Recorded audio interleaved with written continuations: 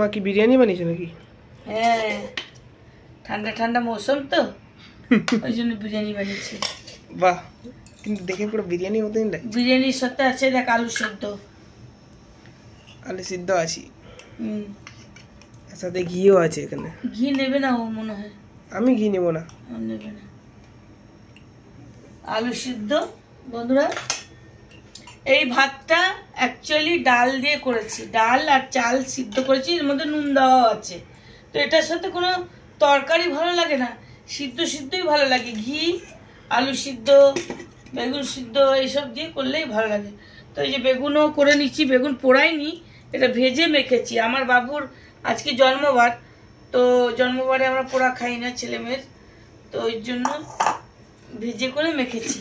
আর এই যে করেছি একটু লাউ তরকারি, ব্যাস এই আজকে রান্না।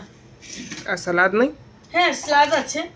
আজকে ডেলি তেল মশলা খাওয়া হয়, আর সঙ্গে লঙ্কাও আছে, যে লঙ্কা খাবে খাবে।